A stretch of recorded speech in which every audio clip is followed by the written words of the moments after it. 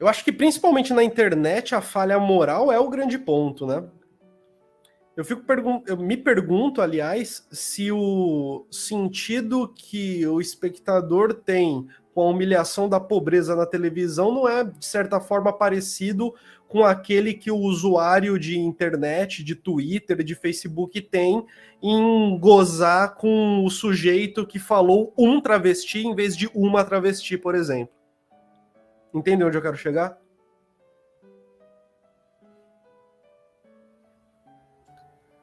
Você diz a questão do cancelamento? Por exemplo, que leva até, né? Que leva até o cancelamento.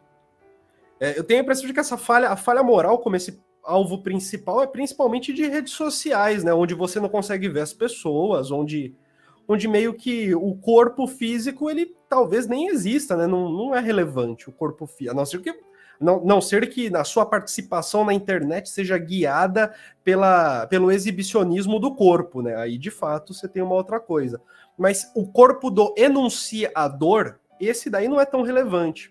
O corpo físico do enunciador, né? Independentemente de qual seja o assunto que ele fale, né?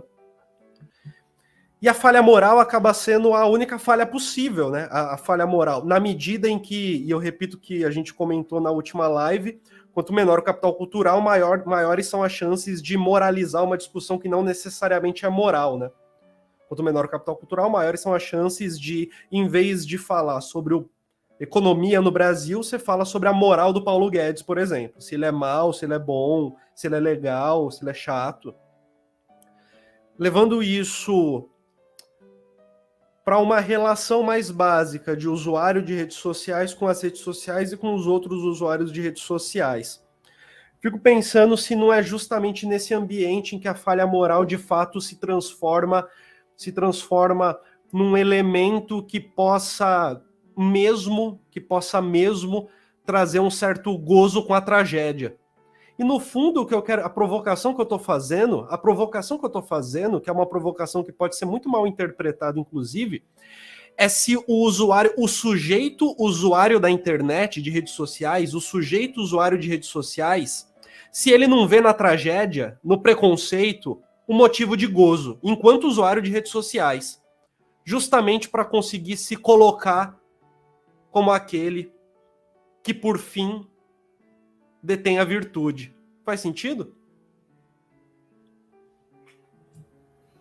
Para mim, sim. Quando você falou em tragédia, sabe que eu lembrei da própria tragédia, da tragédia grega, né? Eu que lembrei da tragédia.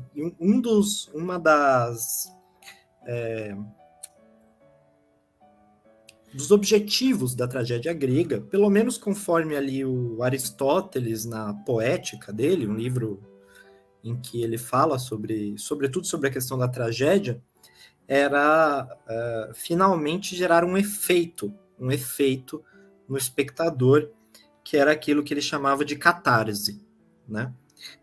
E a catarse, para o Aristóteles, consistia em uma purificação, né?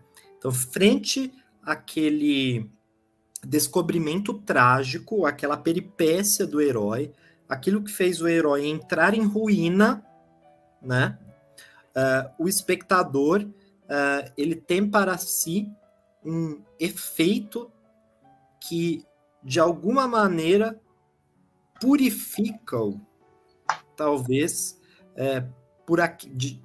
ao ver aquele exemplo, o espectador se purifica daquele tipo de evento, daquele tipo de situação, ou pelo menos, enfim, do ponto de vista moral, de você se submeter àquele tipo de situação. Então, a catarse nada mais é do que isso, do que uma purificação. Você se purificar frente ao trágico, frente à ruína do herói.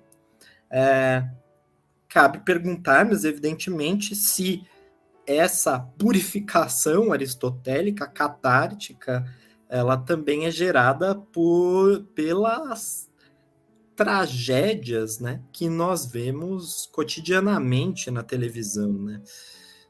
Qual o efeito na moralidade do cidadão de bem brasileiro quer se ter em relação a isso, ao você exibir a todo momento tanta agressividade na TV, né?